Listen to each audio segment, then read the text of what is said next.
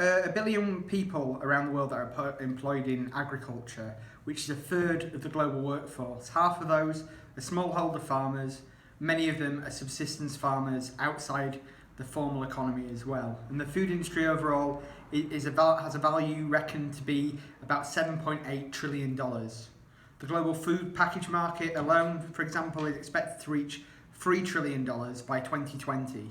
Fast food accounts for $581 billion a year at present. And food really is vital to human society. Indeed, it was a surplus of primarily food that allowed the development to take place of class society. This allowed a ruling class to develop, but agriculture still largely existed on a subsistence basis for the majority of the population. And the development of a capitalist agriculture and food production has massively increased productivity. From a capitalist point of view, that was necessary to free up labour to enter new markets to produce goods and expand the economy and thereby their profits. And it meant hundreds being forced off the land and into urban areas, with rural areas reorganised to supply these places with food. And new technology could possibly open up these possibilities further. A UK TV show a year or so ago, Tomorrow's Food, demonstrated a high-tech tomato farm in Australia that had yield increases of 400 to 500% with minimal use of pesticides and other harmful products. But just because capitalism can produce enough food, like all goods and commodities under capitalism, that doesn't mean that all of that is actually consumed and used by people. It's estimated that half of all food produced in the US is wasted. 1/5 of this is wasted at source, let alone the 60 billion tonnes that's wasted downstream at supermarkets and in homes. Having worked in part of a supermarket where we produce fresh food every day, I can testify sometimes to the amount of waste that we got rid of. Sometimes we're ordered to fill the shelves only a few hours before closing time, just because a senior manager was visiting and we had to show that we maintained availability of products. When we disposed of that waste from that, because obviously we didn't sell it, we didn't sell that much after 5 or 6 o'clock, then we had to stamp on the waste in bags to stop it being raided from the bins by homeless people. I've heard stories of people working in clothes shops as well, where they had to cut up or pour bleach on clothes that were thrown away for the same reason. But even still, there is huge overproduction of food on a world scale. In advanced capitalist countries in the US and EU states, then huge subsidies go into food production, the surplus of which is then dumped in the developing world. During the Cold War, the US used its food surplus as a tool of international policy, granting access to the US strategic grain reserve to those countries with governments who were combating the left and workers' movements. The effect of this has been to undermine the capability for self-sustaining food production in numerous third world countries, where even more intense farming methods are used to keep up with the competition in the advanced capitalist countries. Now, capitalism, of course, is driven by profits, the need to extract the maximum surplus value possible. And of course, this is through a combination of things, which includes squeezing wages. For example, many supermarket workers are only paid just above the minimum wage, and that's despite companies such as Tesco, the biggest supermarkets, having been one of the most profitable companies in the UK for a whole period of time until the last year or so. And in the last year, then we've seen premium payments and all sorts of other things taken away from retail workers for an increased basic wage, but we've seen huge losses to the earnings of some retail workers who work Sundays and evenings. Farmers are squeezed even more. In the UK, only last year there was an outcry over farmers being forced to sell milk to milk processors and supermarkets below the cost of production. Farmers, in particular, are one of the groups that feature highly in suicide statistics, such as the bad situation they face. The horse meat scandal of a few years ago epitomised the absurdities capitalist food processors go to in their hunt for profit. Supply lines stretched 5 or 6 countries in the hunt to cut costs with subcontractor after subcontractor. The result was that some products, such as Findus beef lasagna, was 100% equine, 100% horse meat. But even where horses are legally slaughtered for human consumption, Then a passporting system, which is supposed to monitor what drugs they've been treated with and whether they will be fit for human consumption, is supposed to be in effect. But in North and Southern Ireland, then 70,000 horses are untraceable under this system. But the use of horse meat to cut costs, of course, was an attempt to find a new way to cut corners after various forms of what's known as mechanically recovered meat, otherwise known as pink slime or disinued meat, that had been banned. And this was meat that was recovered from bones after being put in what is effectively a giant washing machine and then scraped off with high pressure water. Even the UK's Food Standards Agency, which is supposed to regulate this, their experts described this sort of mechanically reclaimed meat as a perfectly good ingredient for value products.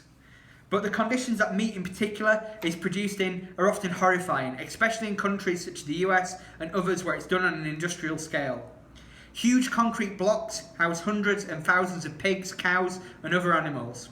Because they cannot move much, then their health has to be maintained by pumping them full of chemicals, including antibiotics, which make antibiotics kind of less and less useful because resistance of germs to them develops further.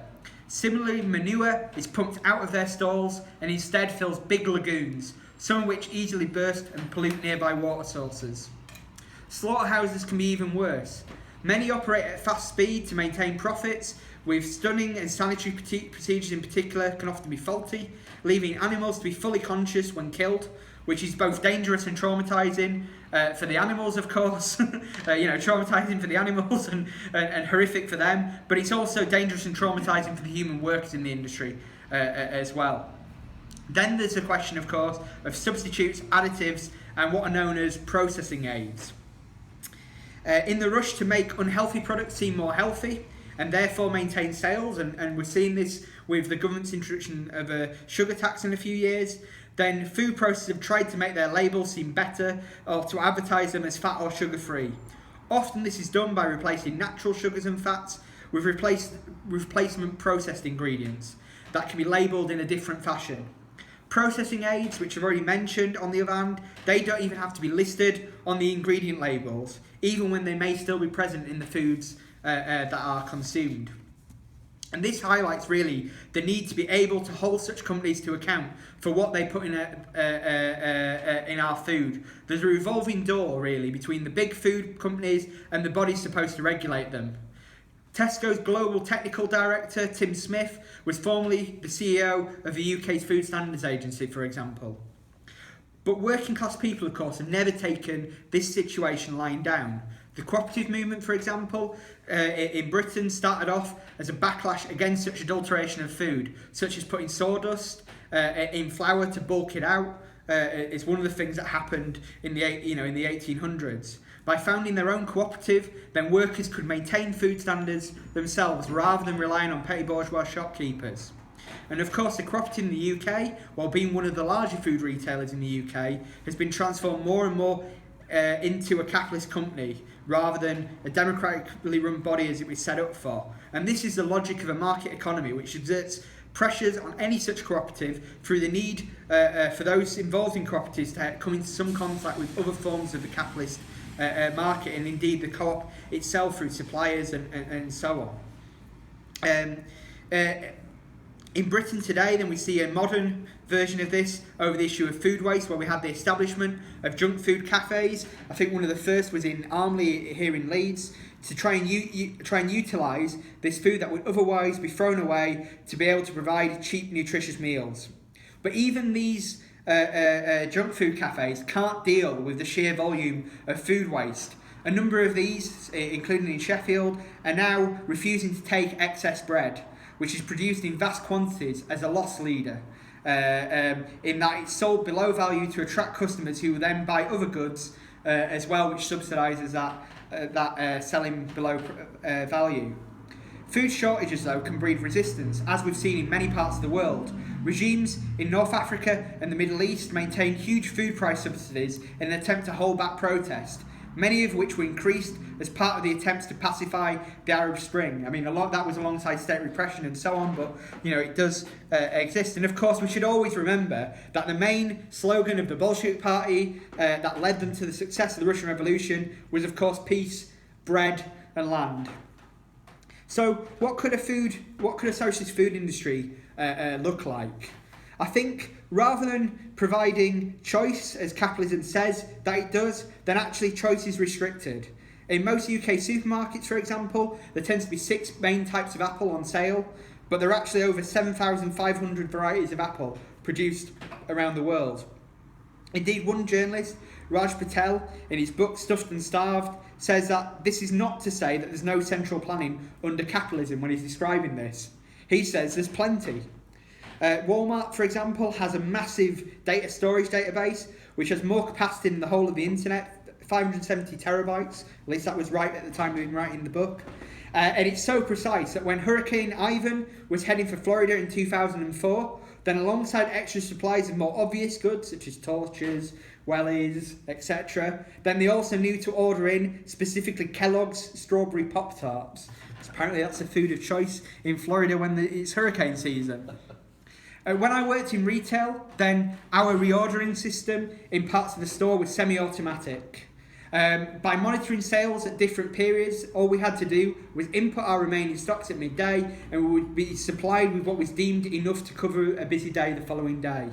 The difference, of course, is that under capitalism, this is harnessed to boost profits and to help promote certain goods over others and shape our lives to help fuel the profits of big business.